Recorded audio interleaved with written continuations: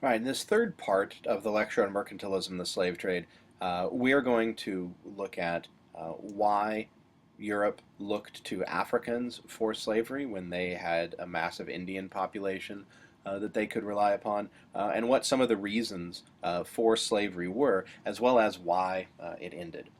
So, uh, in order to understand the context of slavery, we have to ask the question, why did they choose Africans? Why did Europe go to Africa and get Africans and ship them to the New World when there were already, according to conservative estimates, in the Americas, there were between 80 and 100 million indigenous.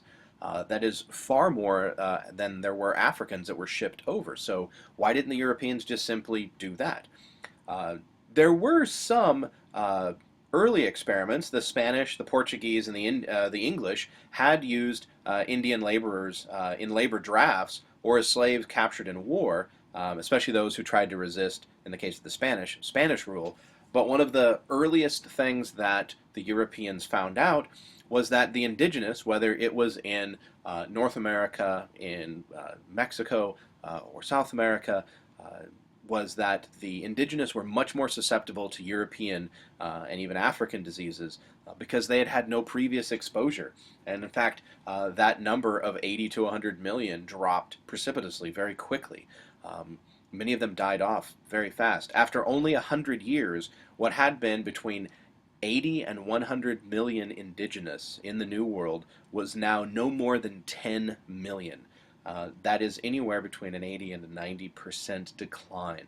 Um, Africans, on the other hand, had had centuries of contact, millennia even of contact, even though a lot of it was indirect, though, with Arabs, with Europeans, dating all the way back to the time of at least the Romans.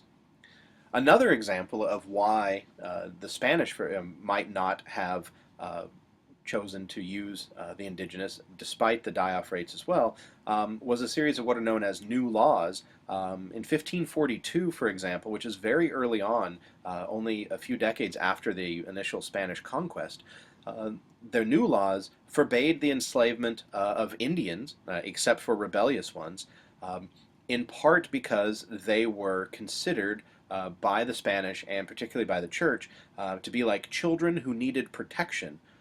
And they were also considered subjects of the crown. In fact, very early on when the Spanish arrived in many of these places, they simply just assumed and told the indigenous that they were subjects of the king and queen of Spain. We saw that with the MITA, with the labor draft. There was just an assumption that was placed upon them. But that also essentially created a legal conundrum for the Spanish because, in theory, they weren't supposed to enslave their own.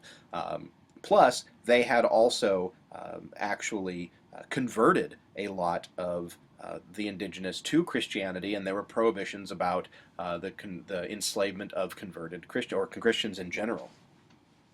But what about indentured servants? Couldn't they have brought people over from Europe? That was one sort of question that was brought up. Poor Europeans, in England initially, had some of these.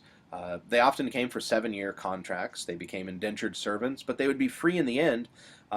There's really not a lot of difference between some indentured servants and slavery. They were bought and sold. They were treated harshly. A lot of times they did not live their contract. Others would become day laborers. They weren't necessarily independent farmers or artisans as they had expected, but and a lot of times they were cheaper for an owner than a slave, but it was very short term.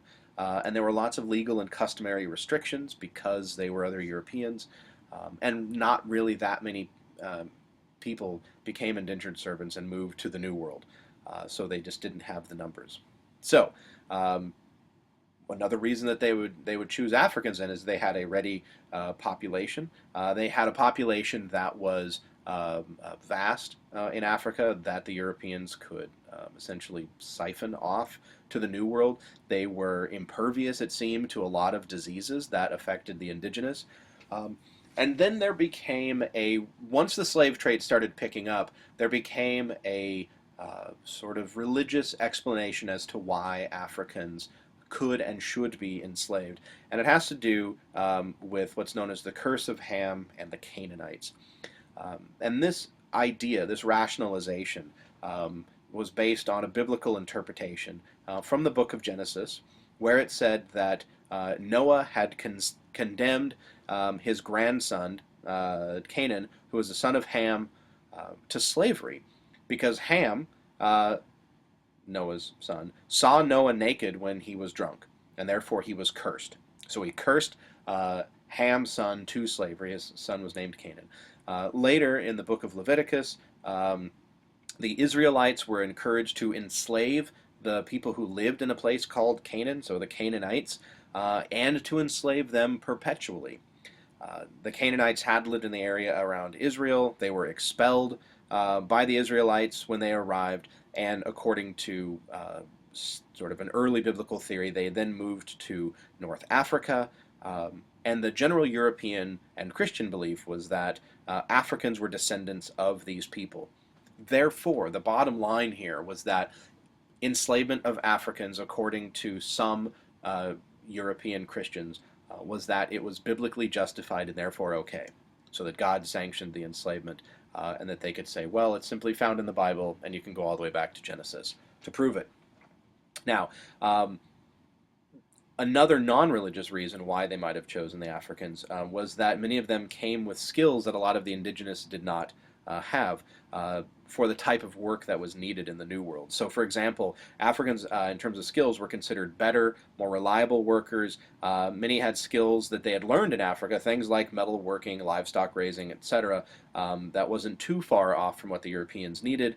And you find an interesting sort of scenario where, especially in Spanish areas, where there was a high Indian population, a high native population, when the Spanish did import Africans there, often the Africans did the skilled labor and did sort of managerial positions, while the indigenous, the Indians, did the menial and forced hard labor. So there was actually, in some cases, three levels of power there. There were the Spanish at the top.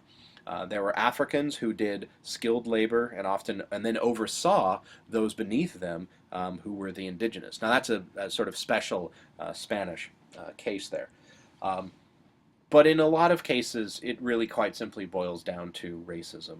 The Europeans believed, because of their technological advances, in this case mainly guns, that they and their society was somehow superior to African society, and the proof for the Europeans was that they were able to conquer and enslave Africans. And essentially it was a might makes right approach. They could do it, therefore they were right, and they were better.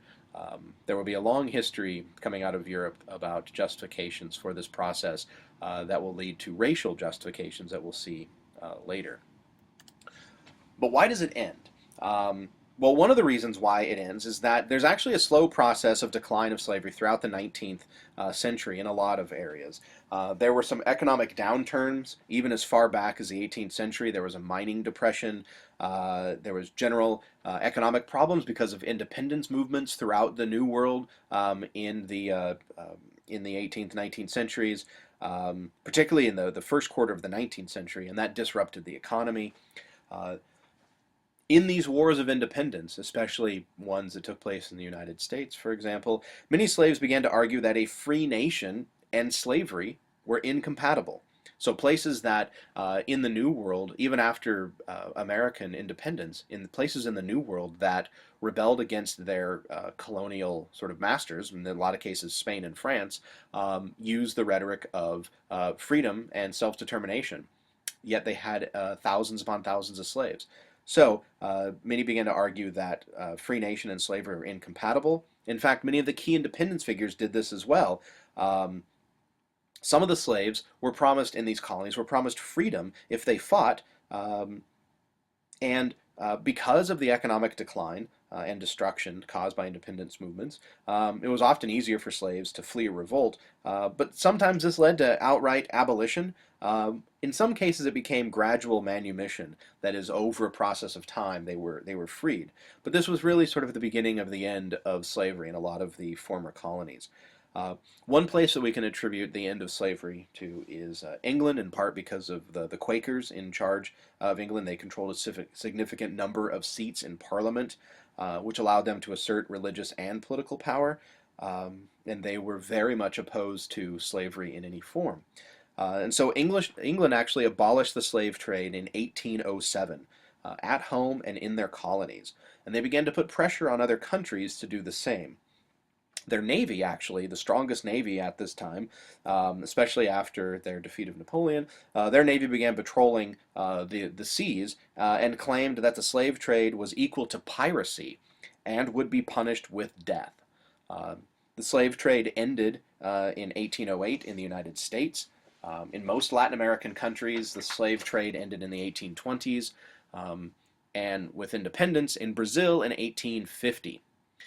Now, the end of the slave trade did not mean the end of slavery. So, for example, the slave trade ends in the United States in 1808, but it is still going strong on the eve of the American Civil War in 1861. So it didn't mean the end of slavery. There is a lot of internal trade. There are transfer of slaves to more lucrative areas. But to a certain extent, it did force landowners to experiment with other sort of labor systems, sharecropping, free wage labor, immigration. There was also a process of gradual manumissions.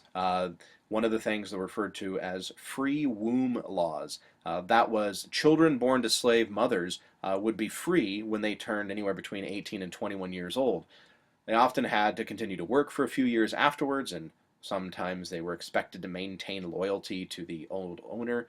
Um, but what we find then is that abolition, the actual, not just the abolition of the end of the slave trade, but the abolition of slavery, in most places in Latin America, occurred either in the 1820s or the 1850s, depending on where you were. In the United States, and it was 1865, one of the last places to abolish slavery, not the import, but the actual process of slavery, was Brazil in 1888.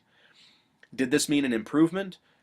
For some, yes, but for most, no, because it was just as hard, if not harder, to live as a free African in these areas than it was to have been a slave, because they still had this entire stigma attached to them, and that they were still considered lesser than the regular European or other populations. A lot of times the only thing that changed from one day to the next is now they had the label of free. Many of them didn't move. Many of them still worked for their former masters. If you can imagine a family being enslaved by a plantation owner, and on Monday they're slaves and on Tuesday they're free, but they stay and work, that doesn't necessarily change the relationship there. This also limited a lot of their possibilities economically in terms of improvement as well. There's a lot more to be said about what actually happens in that process. But that's too much detail to go into for this lecture, which is already in its third part. All right, so conclusions about mercantilism as a whole. We've seen two examples, silver mining in Potosi and the slave trade. From a practical perspective, it was an economic success. Mercantilist policies did succeed, at least partially. They generated fabulous wealth for the European countries, as well as European and European American elites. So on the one hand, that seems to be a positive.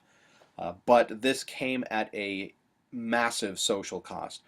This generation of wealth came at such a high social cost, especially for Native Americans, many of whom were decimated by disease, and Africans as well, where you have millions upon millions of them who are enslaved with the destruction of their communities, forced into new areas, to learn new lifestyles, and it caused massive disruption and a process that continued to cause problems in Africa even up to the present day, something that your textbook talks about later.